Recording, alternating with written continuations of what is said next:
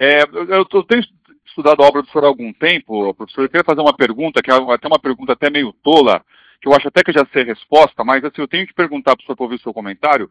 Professor, não existe um método não revolucionário de a gente, nós conservadores, usarmos métodos revolucionários, digamos assim, contra o inimigo, fazer o feitiço virar contra o próprio feiticeiro? Já pensei nisso. Porque, professor, senão vai ser sempre desigual, vai ser sempre uma luta desigual, vai ser sempre uma luta assimétrica em si, a gente vai sempre perder, não tem... Agora eu fico pensando nessas coisas, mas eu não consigo achar uma saída para isso. Não, o que eu acho que tem sido um erro constante de liberais, conservadores, católicos, etc., etc., é que eles caem no engodo de, quando combatem as posições revolucionárias, eles têm que oferecer uma solução alternativa. Então, resultado, você acaba tentando criar um movimento revolucionário contra o movimento revolucionário. E qual é a origem do fascismo? Não digo do nazismo, que são coisas diferentes, mas o fascismo, na Itália, em Portugal, na Espanha, ele tinha, em grande parte, houve ali uma inspiração conservadora. Só que, bom, nós queremos parar o movimento revolucionário. Então, o que nós fazemos? Nós criamos um partido que funciona igualzinho ao movimento revolucionário, só que no conteúdo a ideologia é contra. Isso é loucura, pô. Nós temos que combater a ideia mesma do movimento revolucionário. Qual é a ideia? A ideia é o seguinte: revolução é a proposta de uma mudança social profunda a partir da concentração do poder. Quem quer que apresente um projeto desse tipo, pouco importando o conteúdo ideológico da coisa, deve ser condenado como revolucionário. E a pessoa vai dizer, mas o que se oferece como proposta alternativa? Não tem alternativa. O movimento revolucionário é crime. Você não tem que ter uma alternativa ao crime. Você tem que simplesmente combatê-lo. Você tem que se concentrar no lado negativo do trabalho, no lado negativo, repressivo e destrutivo. Você não tem que oferecer proposta alternativa. Por exemplo, para você combater o narcotráfico, tem que ter uma proposta alternativa? Sim, você está lá estuprando a menina de 3 anos, você vai lá e para ele. Ele diz, qual é a sua proposta alternativa? Tem que responder, alternativo caralho, pô. Você para com isso já. Nós não temos que decidir o destino do mundo. Nós temos apenas que eliminar o mal que está ao nosso alcance. Agora, professor, do ponto de vista psicológico, por que o ser humano vive sempre tão refém dessa ideia futura de uma utopia? Por que a gente não consegue simplesmente esquecer um negócio desse e enxergar a realidade assim? Parece que o ser humano vive sempre refém. Karl Marx, por exemplo, vive disso, né? Vive de vender uma utopia. As pessoas vivem isso. E as pessoas acreditam nisso.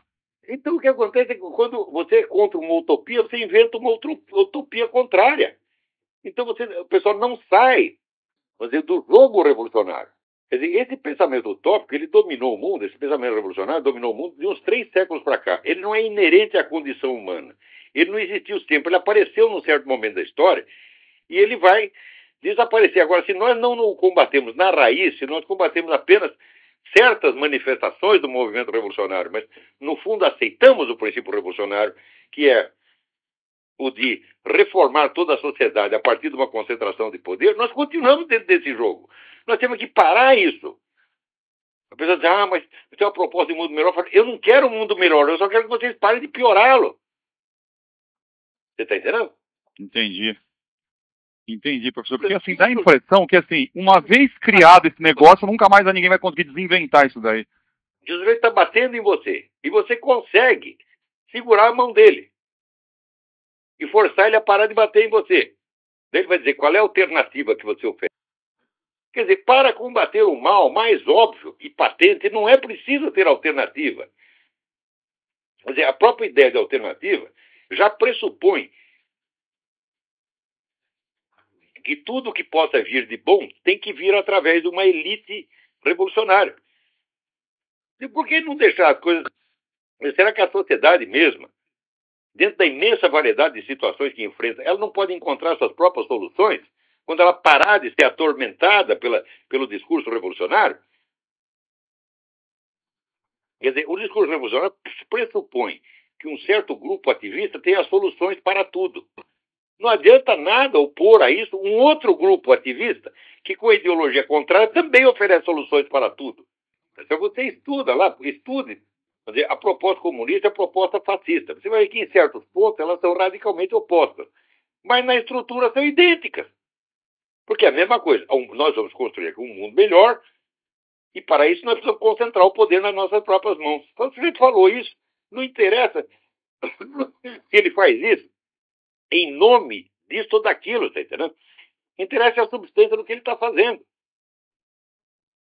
Agora, professor, assim, a possibilidade do movimento irregular se extinguir por si mesmo está completamente descartada. Isso nunca vai acontecer, né? Nada se extingue por si mesmo. Alguém tem que fazer contra. E o que é fazer contra? A gente tem que criar movimentos que rejeitem qualquer proposta revolucionária, rejeitem e denunciem como criminosa qualquer proposta revolucionária. O sujeito propôs um mundo melhor. Ah, você quer um mundo melhor? Eu também quero. Como é que nós vamos realizar? Ah, precisamos da concentração do poder. Acabou. E a face mais satânica disso, professor, é que a pessoa faz isso em nome do bem, né? Não, eu quero um mundo melhor, eu quero um mundo melhor. O sujeito acha que está querendo bem para a humanidade, está destruindo tudo. Esses dias eu estava lendo um livro de um sujeito chamado René de Latour du Pin. É considerado um grande mestre do pensamento político católico francês. Então ele está lá, evidentemente, combatendo o movimento revolucionário. Então o que ele vem? Ele vem com a proposta da sociedade cristã. Eu digo, e como é que nós vamos realizar a sociedade cristã? Através da concentração do poder. Minha resposta, meu filho, você pega a sua sociedade cristã e enfia no cu. Não tem outra resposta, professor, não tem outra resposta. Você é outro revolucionário, você é o Robespierre, você está entendendo? Com a Bíblia debaixo do braço. Talvez, o professor, acha que a mentalidade revolucionária talvez seja o maior desafio que a humanidade já se deparou em toda essa história, com certeza, né, professor? Não sombra de dúvida. O maior flagelo que já afetou a humanidade desde o início dos tempos. O movimento revolucionário, no total, nos últimos 3 séculos, foi a causa de todas as guerras, de todos os conflitos, de todos os genocídios. Não há terremoto, epidemia que possa concorrer com isso. Nossa, parece que é uma semente, que é uma coisa que não poderia ter sido inventada, né? Não poderia ter acontecido, mas aconteceu. Uma caixa de Pandora que, uma vez aberta, a possibilidade de voltar atrás é quase que impossível, né? Caixa de Pandora. É contra isso que nós temos que lutar dia e noite. Não é assim por uma sociedade melhor. Não, nós temos que lutar para parar de piorar. Sem dúvida, professor. Viu? Bom, enfim, pelo menos a gente vai tentando entender esse movimento. Já é a única coisa que a gente pode fazer mais imediatamente é entender esse negócio, né? Para você combater uma doença, precisa de uma proposta alternativa? Não precisa, isso é um absurdo. Precisa. É só acabar com a doença. E é um dos truques que os esquerdistas sempre usam, né? Você fala uma série de argumentos e fala, o que você quer? O que você vai dar no lugar? É como se você tivesse que defender. E aí você cai no pingoto. E você, exatamente, se você não tem treino para isso, a pessoa acaba caindo, né? Claro. Você fica gaguejando, não sei. Claro. Quer dizer, tá bom, professor. É que toda a sociedade é má. E tudo que existe de bom é somente a proposta de mutação utópica. Essa ideia é estúpida. Quer dizer, excluídos determinados males concretos, nenhuma sociedade é tão ruim assim.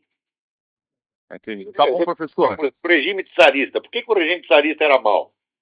Porque o tsar tinha uma ideia revolucionária na cabeça. Ele achava que ele, através, dominando tudo, podia fazer a sociedade melhor. É esse. O tsar era tão revolucionário quanto os comunistas. Isso é muito engraçado, professor. Isso é muito engraçado. O Pedro II jamais foi revolucionário. É. Porque ele não intervia na sociedade. Ele deixava a sociedade fazer o que quisesse. Ele não queria uma sociedade melhor. Falava, se vocês quiserem uma sociedade melhor, vocês vão fazendo aí do seu jeito. Então, esse foi um grande governante. O que nós fizemos com os sujeitos? Demos um pontapé na bunda, mandamos para a Europa. E daí enchemos lá de general louco, tipo Floriano Peixoto. Caras com ideia revolucionária na cabeça. O que eles fizeram? Fizeram uma revolução atrás da outra, um golpe de Estado atrás do outro, e a coisa não parou até hoje.